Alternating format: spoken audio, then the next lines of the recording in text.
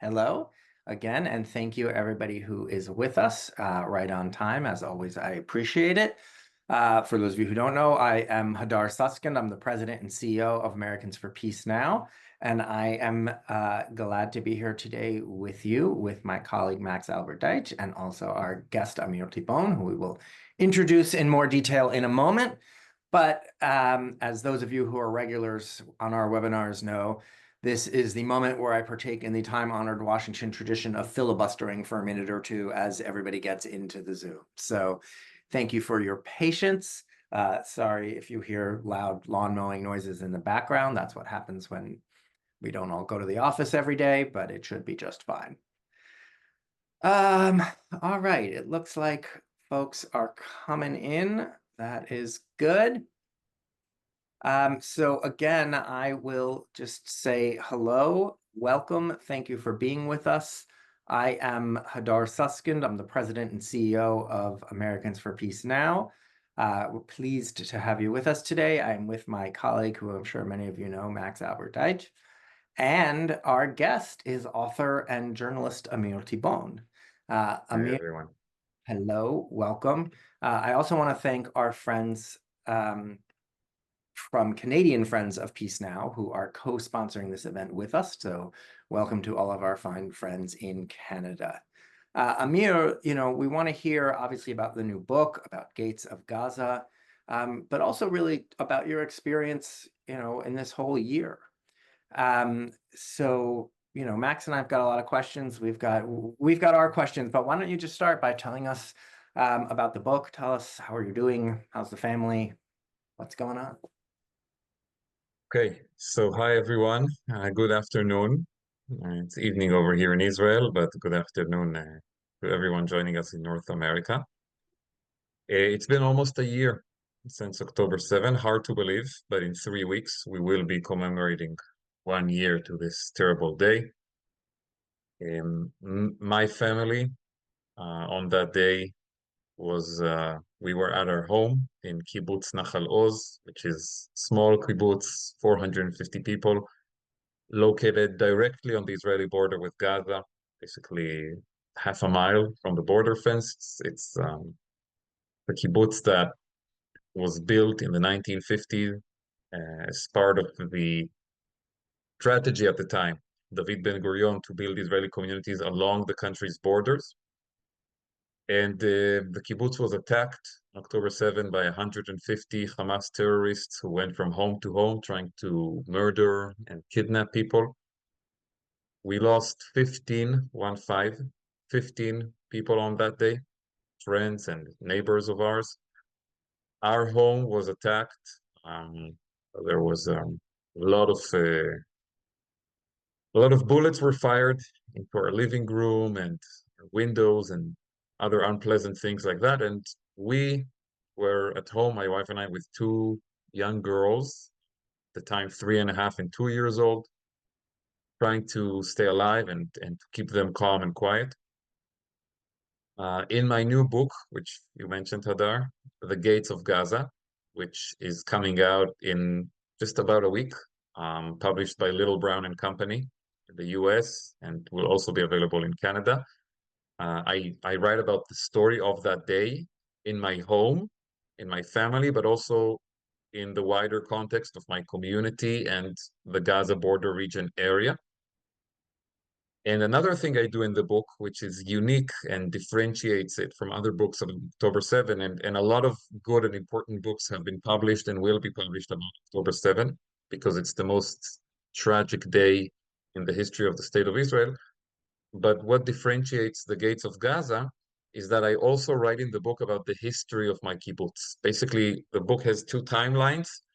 One of them is an October 7 timeline that begins at 6:30 a.m. when a mortar from Gaza explodes in our neighborhood. And the second timeline is the history timeline of the kibbutz, going back to the 1950s. And at some point, the two timelines meet one another. So that's regarding the book. And regarding our family, we've been evacuated since October 8 with the rest of our community to a small kibbutz in north central Israel, Kibbutz Mishmar HaEmek. It's close to Haifa, so not that far north, not in the areas of the north, which today are bombarded, abandoned, with the future unclear, but about an hour and a half from the Lebanese border, so a little more quiet here. My girls are doing well here. They have great kindergarten. They're happy. My wife and I, like everybody else in our community, we're still struggling with the situation. More than anything, with the fact that two of our friends from the kibbutz are still in Gaza, in the hands of Hamas as we speak. Tzachi Idan and Omri Miran, both of them fathers of young children. We had 7 hostages taken on October 7th. 5 of them were women and even 2 young girls, actually. All the women and the girls were returned alive in the deal that President Biden orchestrated in November, which is something I will forever be grateful for to the president, because without his involvement, it simply wouldn't have happened. And we got 5 of our friends, neighbors alive. Unfortunately, since that deal ended in late November, we have not seen a second deal come through, and we're seeing more and more hostages dying in Gaza, some of them murdered by Hamas, others dying due to accidents. Like, we got news today that 3 hostages were accidentally killed in an IDF bombardment. The military didn't know their location. Others are dying because the conditions are unbearable. And we really need a second deal to bring them back home. And this is our main focus right now. This is what we're fighting for. This is what we're demanding. A long answer to a short question, Hadar, but Well, that kind of summarizes everything. it's only the beginning. So, first of all, Amir, just again, thank you for being with us. I will say for myself, I'm sure it's true for many people in the days following October 7th, as we were all reading so many things. Your article and the story of you and your family was just unbelievably powerful and brought us all to tears many, many times. So I'm glad to hear that the girls are doing well and that you guys are all doing as well as possible in these very difficult situations. So before we keep going, just a moment of logistics. Apologies. I want to remind everyone to use the Q&A button. If you have questions, post them there, and we will ask them of Amir, as many as we can get to. So please do. Maxxe, I turn to you. Yeah. Amir, I want to echo Hadar's sentiment. Thank you for being with us. Thank you for speaking with us, especially so close to that anniversary. You actually spoke with us a few days before. I think for a lot of us, the world changed that day. I remember we had a webinar about Israel and Saudi Arabia right before October 7th. This was what's in the news, what's going to happen in the Israel-Saudi Arabia talks, what's going to happen in the judicial overhaul the government was planning. And remember all those things? Little did we know. Really feels like a bit of a different world. So I do know a bit about the book, and of course I've read, the stories that you were publishing through Haaretz at the time. It is my understanding that the book encompasses more than just your family's story and the story of the people who were super close to you at the time. You've also collected dozens of interviews with experts, soldiers, fellow survivors. And you really do delve into that conversation about occupation and broader conflict. Can you tell us a bit about the process of gathering all of those stories and having all of those conversations? Yes, and it was a process indeed. I started writing the book in late November, right after the first hostage deal. Until then, really, I didn't have time for anything. We were not really breathing, if I may say. We had, like I said, 7 friends over there in the hands of Hamas. We had been evacuated from our home overnight. We lived, all of the family, in one small room, basically like a cube, sleeping on mattresses on the floor. We had to adjust to this reality. There was no time for something like this. Late November, there was the hostage deal. We got the 5 women and girls back alive. A bit of a routine had developed in our lives. We moved to a larger room. It was still a room, but it was a little larger. Miri, my wife, was thinking about going back to work. She eventually did. She's a social worker and she works with children on the autistic spectrum. And she found a job in the area we were evacuated to. And I thought, okay, now when I can breathe for a second, I need to sit and write this down. I made two important decisions about this. One, to write it in English, although I later translated the book into Hebrew, and it's now being published in Hebrew as well. But first to write it in English, because I felt like it was more important than anything to tell the story to the world. There are so many people out there who are denying, minimizing, or justifying October 7th. And I felt it was my mission to tell what happened and not to preach and not to opinionate about it, but to simply tell the story, put out the facts, and to write it in English for an international audience. And the second decision I made was that I didn't want to only write about October 7th. And this is for two reasons, and this goes to your question. Reason number one, because I don't want Nahal Oz, my home, a beautiful place, an amazing community, to only be associated for eternity with this terrible, terrible day. Nahal Oz existed for 70 years. It had a long history with many achievements, a lot of ups and downs, points of crisis and points of achievements and success. And I wanted to help people understand what is this kibbutz that was attacked, not just to create the attack at 6:30 a.m. on October 7th, but to create the place that was attacked, to tell the history. The second reason is because I really believe you cannot understand October 7th without understanding the broader history of the Israel-Gaza relationship, if I can call it that way. We're used to talking about a conflict, and for many, many decades, it has been a conflict. But if you read the book, you will find out that there were also times when it was different. And there were times when people from Nahal Oz would go into Gaza and go to the beach and go to restaurants and go to the dentist over there. And there were times when people from Gaza came to work in the kibbutz, came to weddings in Nahal Oz. And there's even this amazing event I write about, which I did not know about before I started working on the book. In August 1994, the kibbutz was basically, it was the first, okay, I'll tell it a bit differently. There were two moments in the history of the kibbutz when hundreds of people from Gaza were inside Kibbutz Nahal Oz. The second time was October 7th, when hundreds of terrorists and looters came into the kibbutz, and you know what happened. But the first time was in August 1994, when buses with hundreds of people from Gaza came to the kibbutz to attend the Nahal Oz Festival of Peace, which took place on that summer. This is the Oslo time. It's, around the time of the peace agreement with Jordan. There's optimism in the air. It's a new Middle East. And so we had a peace festival in Kibbutz Nahal Oz, and you had hundreds of people attending from Gaza. I found a video of this event, and it's really mind-boggling. You see Israeli and Palestinian flags, children playing soccer together, people dancing and singing. So this is a complicated history. And in order to understand October 7, you need to, first of all, read about this history. Otherwise, you don't really see how we got to that point. Were you there? Do you remember the festival? No, I wasn't living in the kibbutz back then. I wasn't born or raised in Nahal Oz. Yeah. I actually tell in the book how I came to live there. It's a whole story. I'm not gonna go into that. People will have to buy and read if they want to find out what made me move there in the first place. That story I know a little bit, but I want to read about the Peace Festival. I got you now. Yeah, absolutely. Okay, Max. Yes, and for all of our listeners and viewers, I do want to let you all know the information about the book and, where you can buy it when it's formally out is going to be in the description on the podcast, on the YouTube, on our website. So you will have access to the book to read about. And I'll also send a link at the end of the conversation in the Zoom here to the website of the publisher, Little Brown, where people can pre-order it. So thank you. Wonderful.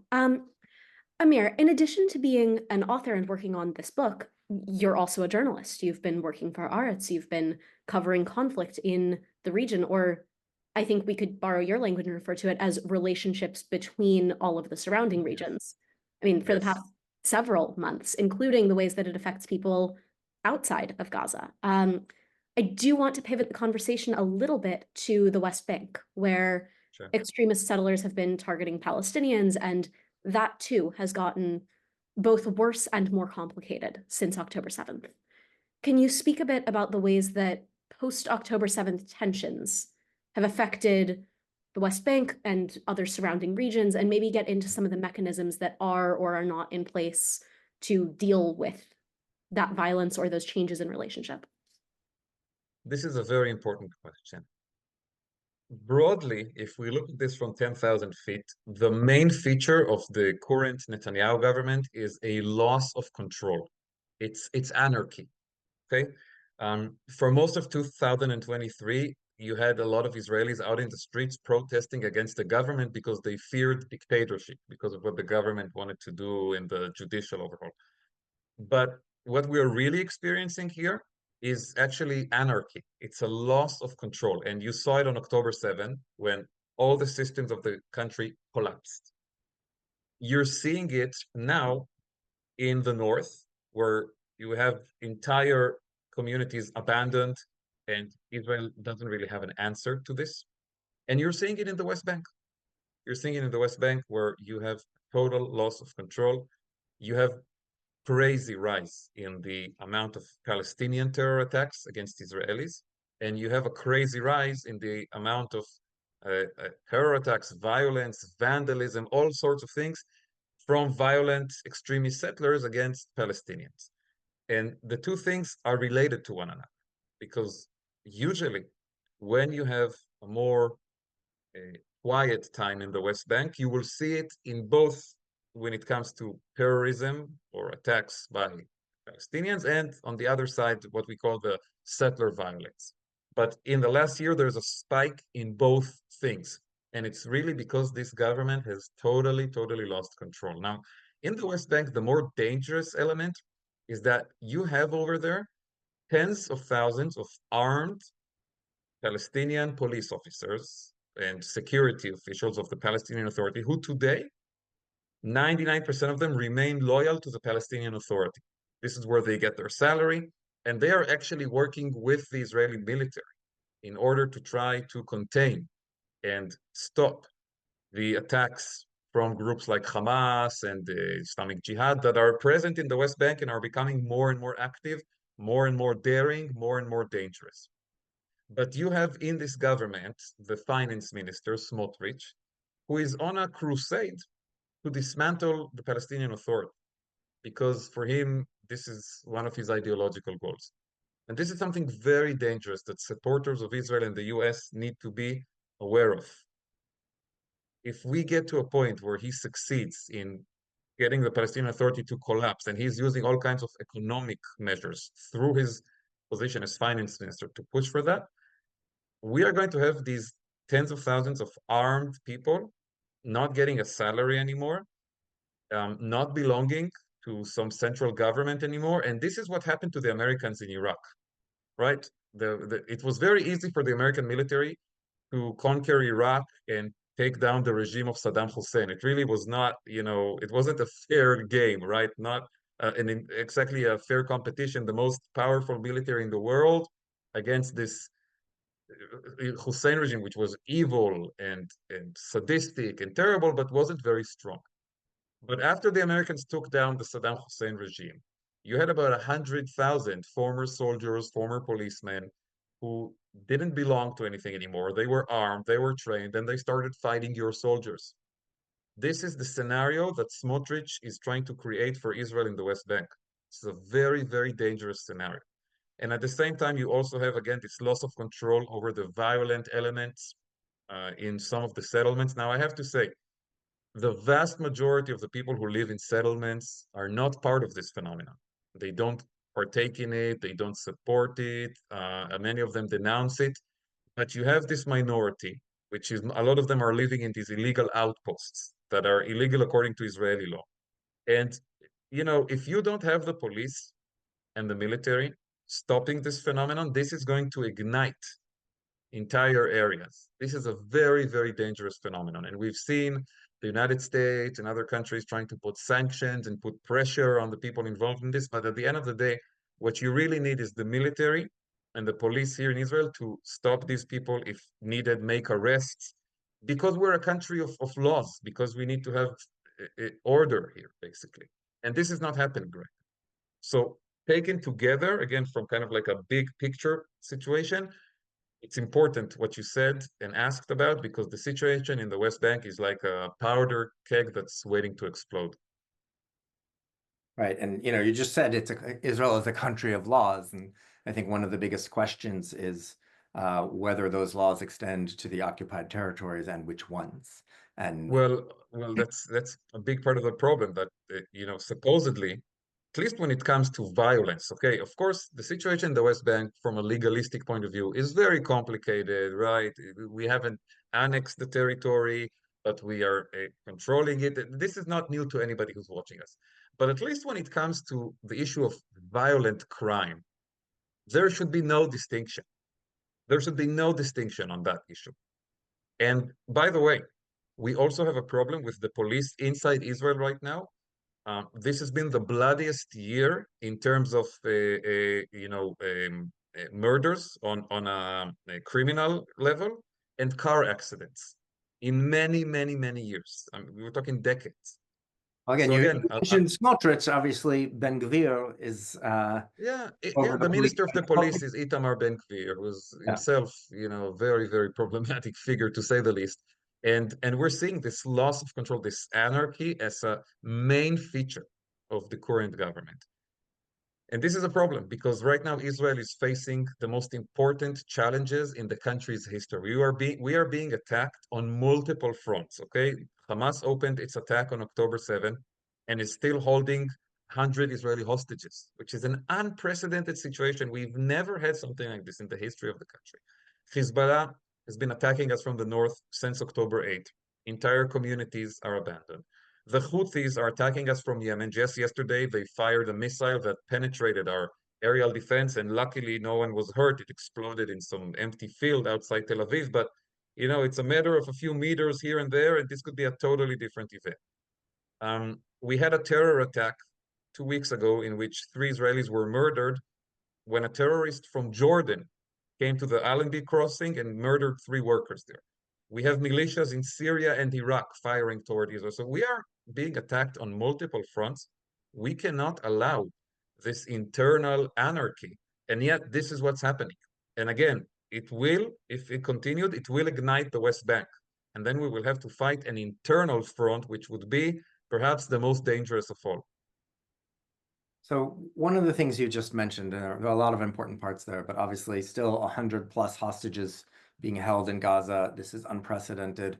One of the things that, there's of course the immediate impact for the families and the friends first and foremost, but the whole society feels this.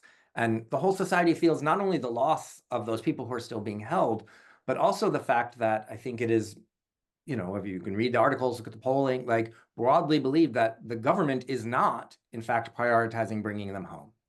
And that is a whole additional tragedy. I mean, what do you think it means, again, looking past the obviously most important part of the people themselves and their lives, but what do you think it means for the whole society if that's in fact the case, that the government is basically writing them off? I want to start by explaining this from a personal perspective that people outside Israel don't always understand, and even a lot of people in Israel don't understand. Even people ask me, will you go back to live in Nahal Oz? And here's the answer I give, very honest. Going back to Nahal Oz for my family means that we're going to live in a house where a neighbor was murdered in the house in front of us, and another neighbor was murdered in the house behind us. And I will bring my daughters back to a house sandwiched in between those 2 places. Every morning when I take my girls to kindergarten, I will pass by the home behind where the one neighbor was murdered. And every afternoon when I go out with them to play, I will pass in front of the other house where a second neighbor was murdered. And you know what? I think we can do it. I think we can overcome this. But can I take my girls and pass by the homes of 2 friends who were taken into Gaza alive on October 7, and signs of life, videos with them were published in the course of their kidnapping, during the time they were in Gaza, and they will return dead. or never return. You see, I don't know if I can do that. This, for me, will be, I don't want to say will be, but very well could be a breaking point. And this, I'm one person, but I'm speaking for many. This issue of bringing the hostages alive is part of the Israeli DNA. It's something very, very important about the kind of country that we are. You know, that we, unlike our enemies, celebrate death, we celebrate life. This is something we Israelis have been telling ourselves all these years. Now, I never believed in this slogan of make a deal no matter the cost. If Hamas says tomorrow, dismantle the Dimona nuclear reactor, of course, we're not going to do that. But within the bounds of what's currently being discussed, if you look at the Biden proposal, Netanyahu's response to it, Hamas's response to it, what the media, I believe there's a deal there. I believe there's a deal there. We have a major problem with Sinwar.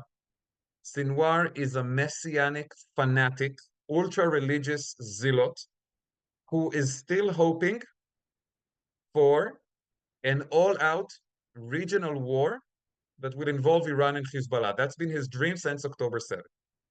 And he keeps doubling down, telling himself, okay, I didn't get it on October 7th, maybe I'll get it on April 13 when Iran attacked Israel. I didn't get it on April 3rd, maybe I'll get it in August. And he still hopes for it, because once that happens, a lot of pressure will be relieved from him. A lot of pressure from him will be relieved if and when this becomes an all-out regional war. And so he doesn't feel any urgency for a deal. And we need to create better conditions that drive the urgency to him. Some of that will require military activity, which needs to be more targeted, more specific in order to hurt his weak points. But you also need to reach a point where the chances for a regional war decrease, because that's his dream. And then you have Netanyahu. Netanyahu, his most important goal is to remain in power. He knows that if he makes a deal for the hostages, his coalition falls apart. And here I'm going to say something very painful. Israeli soldiers in Gaza, including my brother, my cousins, my friends, are willing to die in order to bring hostages back alive. The last operation that brought back living hostages, which was in June, 4 hostages were rescued from a home in Gaza. The commander of the rescue force was killed in the operation. The idea that a prime minister, I'm not asking him to risk his life for this, but he's not willing to risk his coalition to bring back hostages, it is unfathomable. Unfathomable, unbelievable. Now, I'm not saying all the blame is on him. It's much more complicated than that, really, it is. I'm also not saying he doesn't have any blame. This, to understand the hostage negotiation dynamic, you really need put aside these one, line kind of. There's plenty of blame to go around. Yes, it's a really complicated situation, but we do need to reach a point where the Israeli government is saying, we're willing to do a lot more to reach a deal, and there also needs to be more pressure on Sinwar. Both things have to happen, but what we're seeing right now, I think, is the worst of all worlds. The Israeli government, through Netanyahu's insistence on holding Philadelphia corridor forever, is basically sending a very clear message to Sinwar. We don't want a deal. At the same time, the chance for a regional war with Hezbollah and Iran is going up, so Sinwar feels like he's getting what he wants. And we're about to take military forces and military resources out of Gaza and move them to the north. So there will also be less military pressure on Hamas. And all of that leads us to a deal being incredibly unlikely. And we're not in March anymore. We cannot delude ourselves and say, oh, we'll make a hostage deal after X, right? After we finish Khan Yunis, after we enter Rafah, after we blow up the tunnels in Philadelphia, after we kill Ismail Haniyeh and Muhammad Def, the 2 senior Hamas leaders who we have killed in this war. We cannot say that anymore. We've done all of those things. What, after the war in the north, which could last a year, who will be alive by then? I mean, it's horrible all around, I think, is the only thing any of us can say at that point. Yes. I almost hesitate to ask this next question, and please only answer to the extent that you're comfortable. You've alluded to it a bit already. What is the situation and mindset for those of you who were evacuated and either don't plan to or don't have a direct plan for going back to the communities that you were evacuated from? Mhm. Yeah, this is a very important question as well. And honestly, right now, most people don't have an answer because most people who were evacuated from their homes on October 7 or October 8, if it's the North, are in a wait and see kind of mode. I think most people want to go back home, want to return to their homes, to their communities. But if you ask them, are you going to do it? I think you're going to get, 10 or 20% who say absolutely, no question about it. And some of are even coming back now.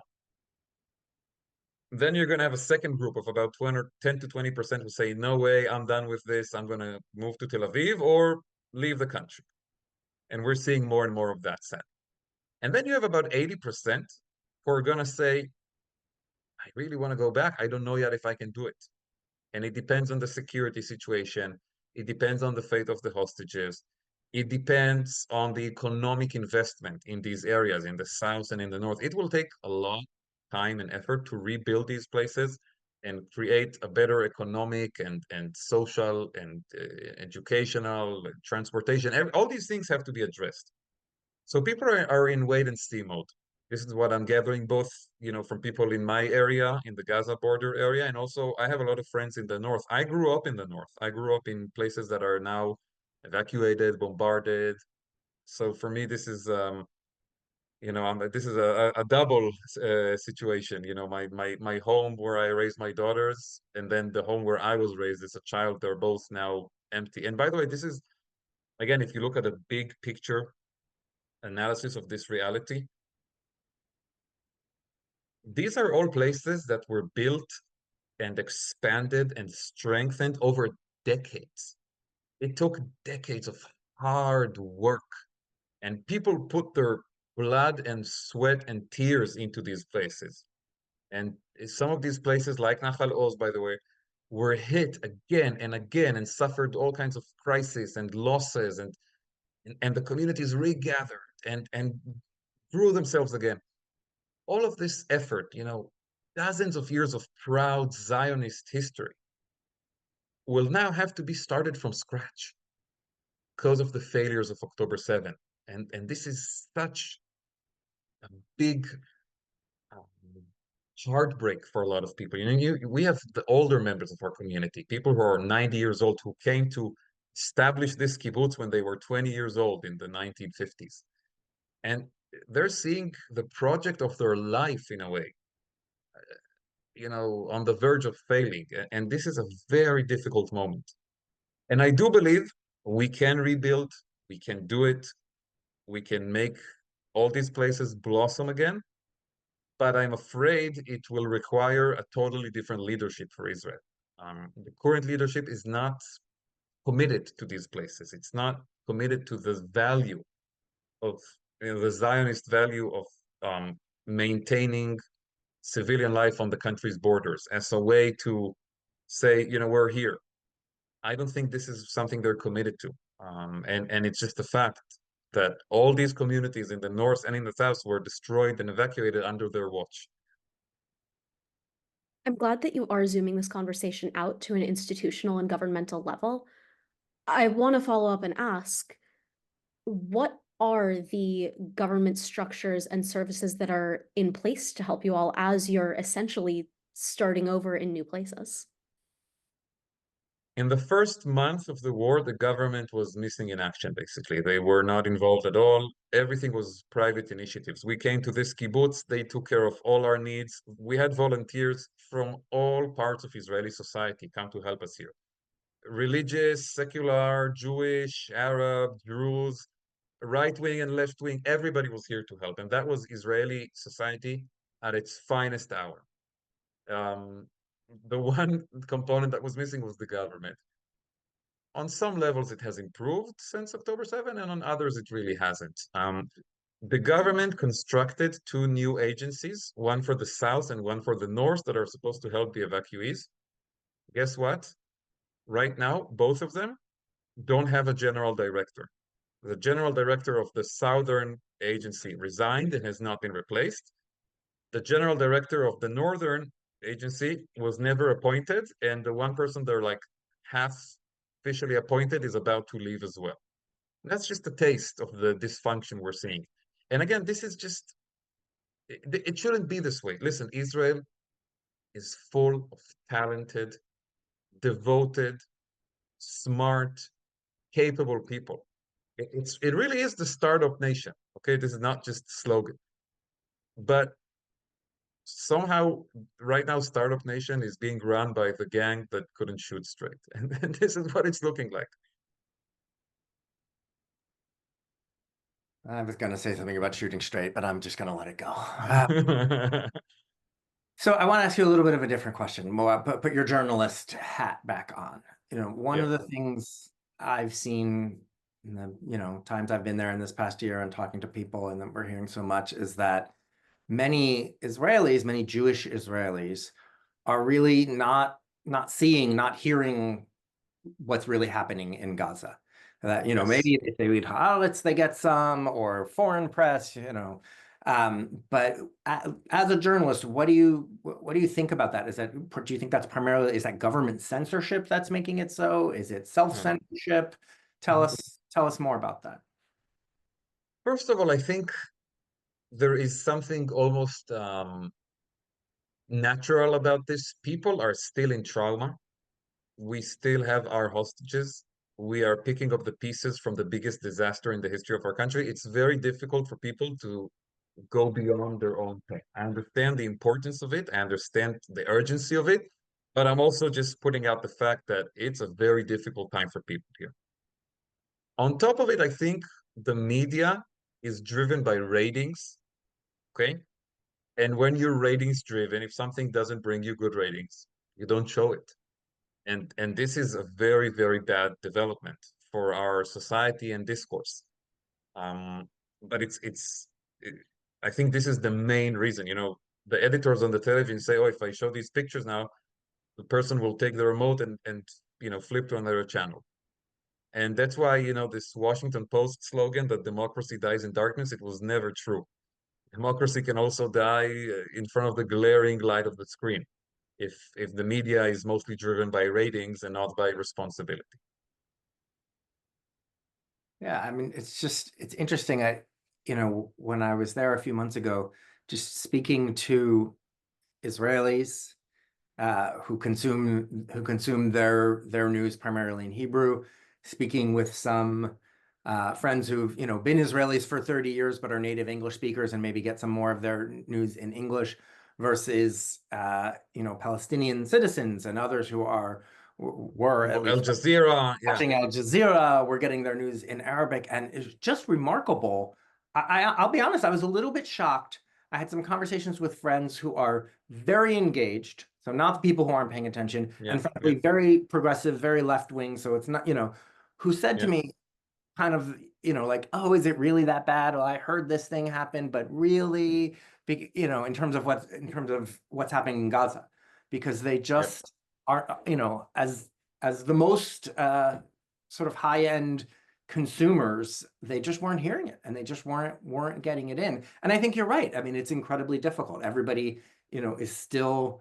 It's not, we've said it, and I think it's still true. It's not PTSD. Everyone is still in their trauma. Those hostages are still there. You're still not home. So many people are still dealing with that, and it makes it difficult, but probably all the more important also. Yeah, listen, this is a real problem. And it's also impacting the way we understand the world's reaction to the war, because people don't understand why other countries are reacting the way they are, because they're seeing a different war than we are seeing on their televisions. And this is the second problem that is impacting our own discourse and our own expectations of the war and of the level of support we can receive, and the limitations of that support from our friends and allies. So I agree. It's a big problem. I understand the emotional aspect behind it, but I'm not excusing the media conduct. If you get, the distinction I'm making here, the media has a responsibility that the average citizen who says, I got 100 hostages there and so many people died and my friend from high school just died in, fighting. I mean, that's something else, but the media has a responsibility. Yeah. So in addition to the media, I mean, the follow-up that leads me to is, we've talked a little bit about the government and what they are or not doing, both in terms of helping you and others who have been displaced and or how they're dealing with the hostage situation. Maybe talk a little bit about the political opposition. Because one of the questions that I have in talking to people is we're saying, okay, it's difficult for people to get past their own traumas or their own issues and the responsibility of the media. But I feel like there's a responsibility, certainly if they want to be successful, frankly, for the political opposition. What is that looking like? We've watched a year plus now, going back to the judicial coup issues of protests, people protesting now more explicitly around the hostages and that being seen as anti-Netanyahu. So where do you see the opposition going right now? The opposition is looking at the political landscape, and this is what they're seeing. Since October 7th, the Israeli public has shifted to the right in terms of perceptions on the conflict. More people are opposed to the two-state solution. More people are suspicious of Palestinians in general and of negotiations. That's just fact. We're seeing it in all public opinion polls. At the same time, the parties that constitute the current right-wing government in every poll are losing a hypothetical election.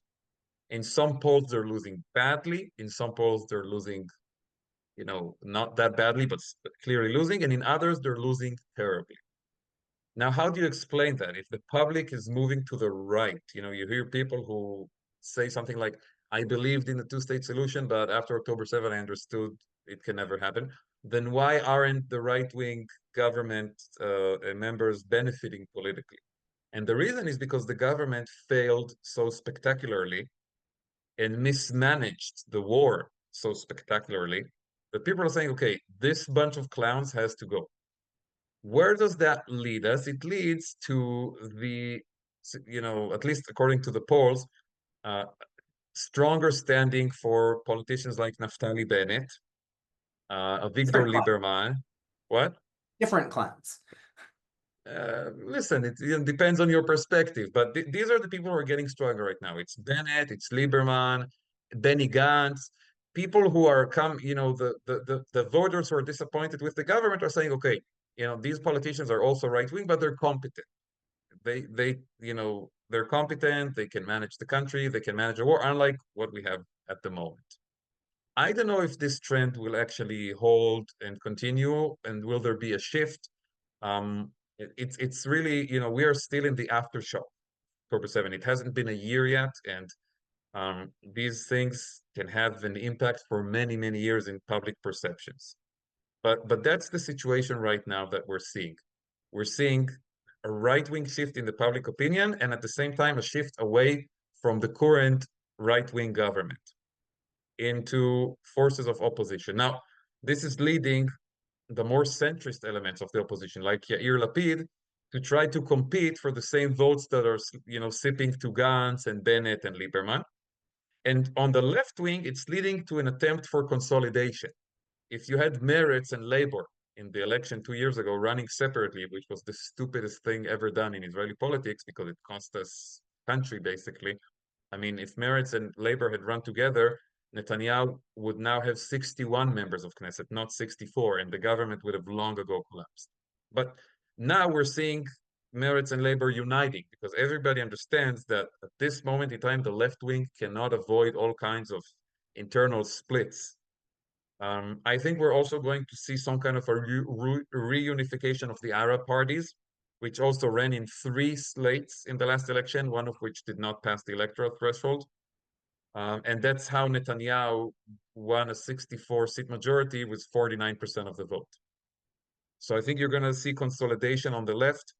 You're going to see the center strengthening, and you're going to see an alternative to the government rise from the right, which will say, okay, we're right-wing, but we're not crazy. We're not trying to dismantle the judicial system of the country.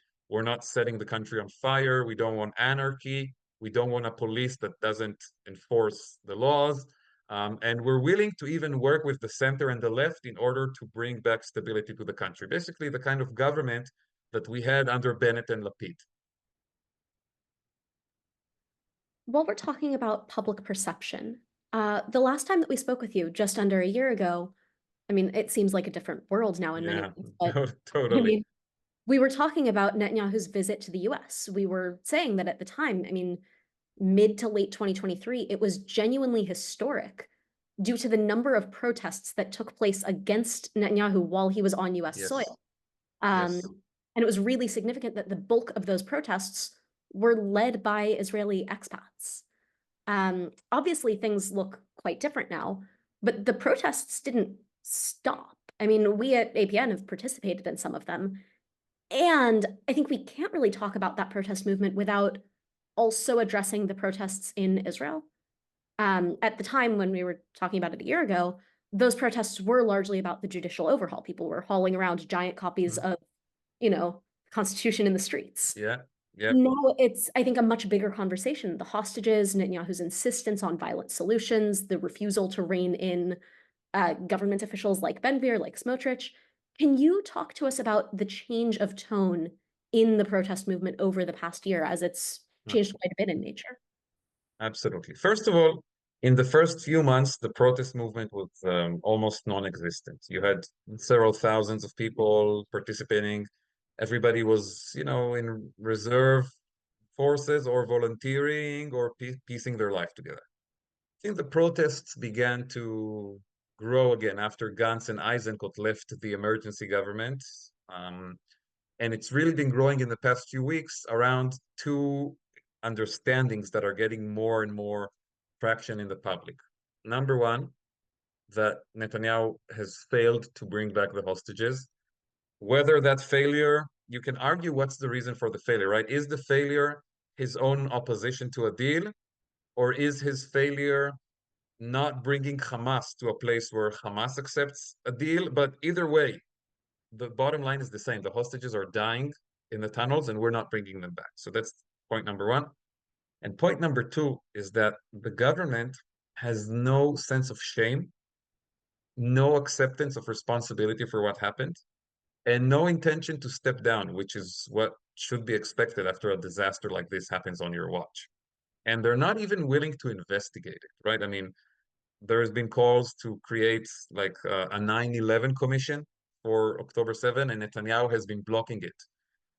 So that is causing more and more people to go out to the streets. But the demands in the protests are on a scale that goes from hostage deal to resignation of the government and new elections and other things in between. There is no coherent message that everybody is rallying around. I feel like it's more just an expression of anger and disillusionment and disappointment over the mismanagement of the war, the disaster of October 7, the failure, and the failure to bring back the hostages all at once. So obviously all the questions we're asking you, Max and I are both sitting here in the US, so we're asking from this side. But one that's particularly from that perspective. You mentioned before the fact that the US government has instituted sanctions on a number of individual settlers, some settler institutions, which is something we've been supporting, because every time there's another event, another issue, another person killed or something, at this point, Tony Blinken saying, we're very concerned, or we whatever. denounce it, yeah. Right. It seems like there's a lot of talk and very, very little action from the US government in terms of its relationship with the Israeli government.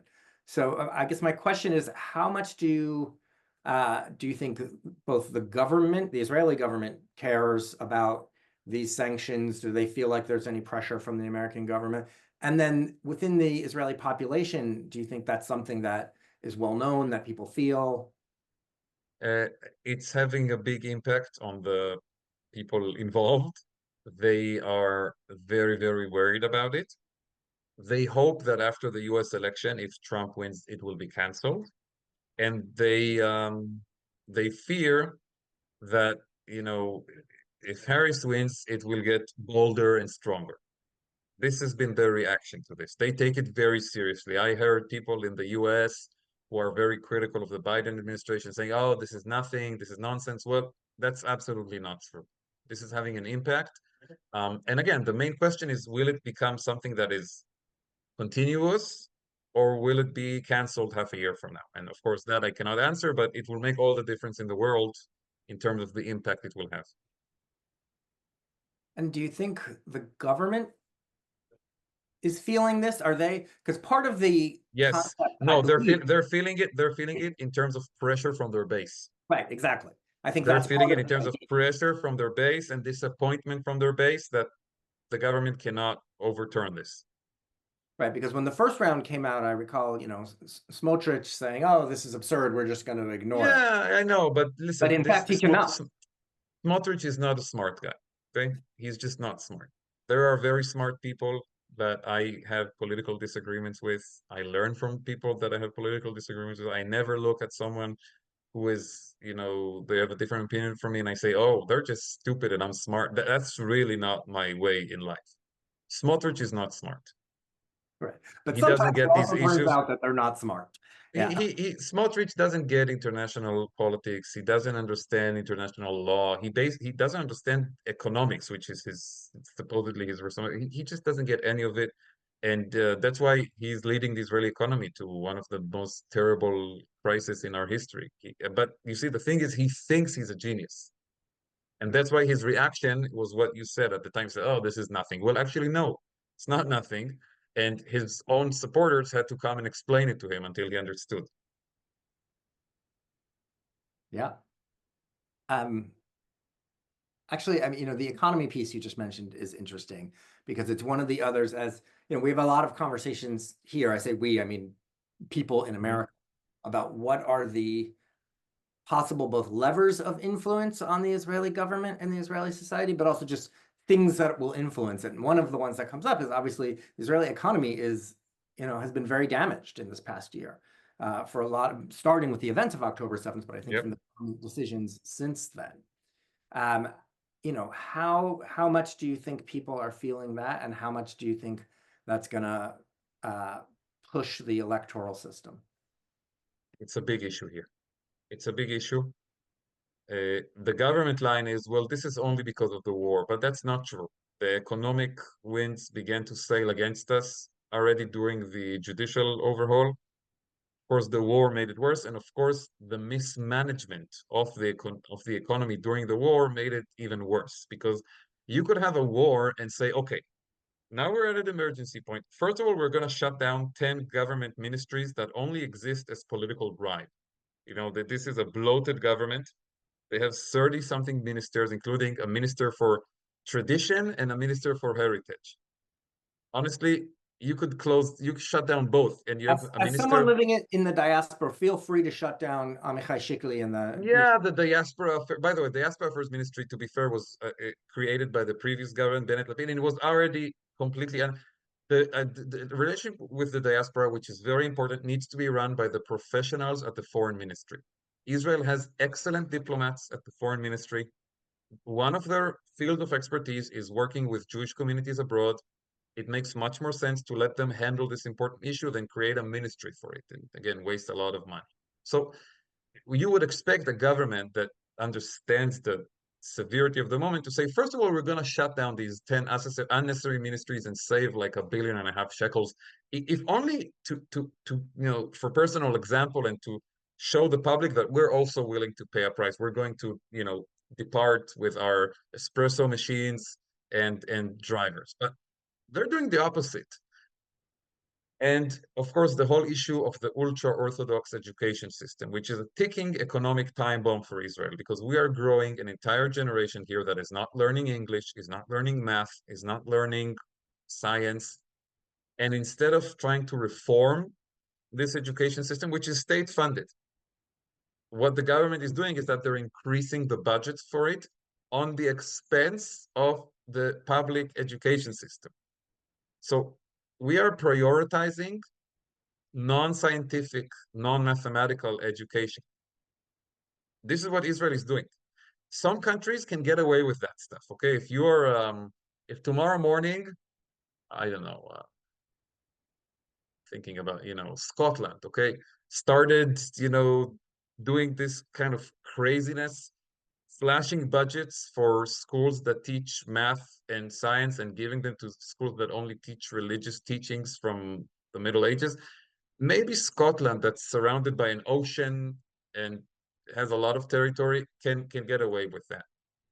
A country surrounded by hostile enemies that want to kill us in basically all directions cannot get away with something like that.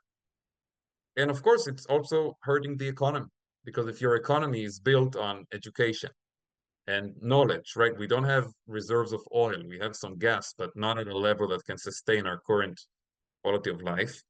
Israel's economy is built on knowledge. So what are we doing here? I just want to interject with actually Mickey's question. Thank you, Mickey. It's a good one. Israeli media is currently reporting that Gallant may well be fired in the next couple of hours, and if so, that Gideon Sa'ar would become the new defense minister. Worth noting, there are also hundreds of people currently protesting outside of Sa'ar's house. How do you, if that comes to pass, how do you think that that may end up affecting the situation as a whole, but especially on some of these topics that we've just zeroed in on? First of all, it's important to understand why Netanyahu wants to fire Yoav Gallant, the defense minister. You will see all kinds of manipulative headlines that it has something to do with the war in the north, and that's just absolutely not the issue here. The ultra-Orthodox parties have come to Netanyahu last week with an ultimatum. Either in the next few weeks before Rosh Hashanah, you pass legislation that formally exempts ultra-Orthodox men from military service, which other Jewish citizens are compelled to do, or we bring down the government. And the reason they're making this threat is because the Supreme Court has basically interjected into this issue after many, many years of patience and waiting and giving the government more and more time. The Supreme Court, because of the war, finally, a few months ago, came up and said, enough with this unfair exemption, enough with this illegal situation in which one Jewish citizen has to enlist at the age of 18 by law and another is exempt. The government needs to pass a law that basically makes this thing official. Okay, no more games, no more excuses. The IDF needs thousands more soldiers in order to fight a war on so many fronts. And Gallant, as the defense minister, who also sees himself as the representative of the IDF within the government, has come and said very clearly, I will only pass a conscription law for the ultra-Orthodox that takes into consideration the needs of the military and wins broad support, including from parts of the opposition. I will not pass a law that is only supported by the ultra-Orthodox parties and basically is a bluff, basically allows the continued exemption of the ultra-Orthodox men from service. So the ultra-Orthodox parties are stuck because they badly need this legislation, but Gallant is blocking it. So Netanyahu is going to fire Gallant and put in his place a defense minister that will allow the ultra-Orthodox to get away with whatever they want.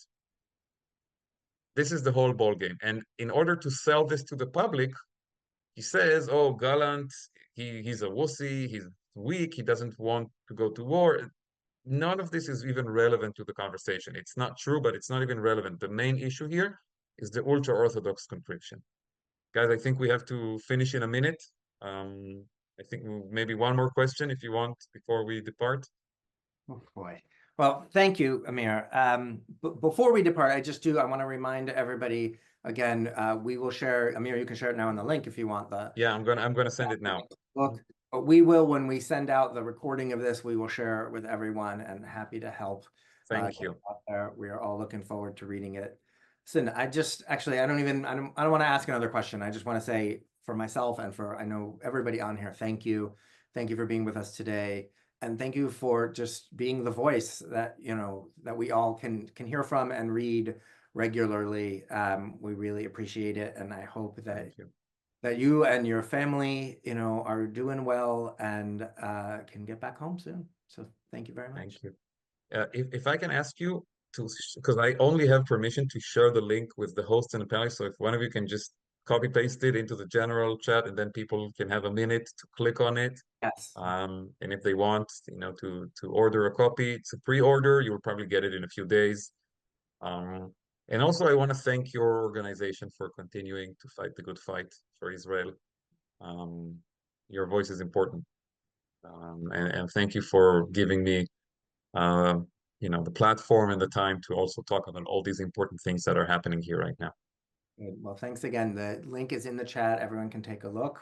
We will leave it up there for a minute. And, we didn't get to it and we're wrapped now. But as I'm sure you know, Netanyahu is scheduled to be in New York in just a couple of weeks Yeah. for the UN. And we and many, many colleagues, as Maxxe mentioned briefly, both American Jewish organizations, Israeli peace groups are going to be there to meet him loudly and clearly, just like people do in Israel every day, everywhere he goes. So the work continues on both sides of the ocean. Amen. Amen. All right, friends. Thank you. Toda rabba.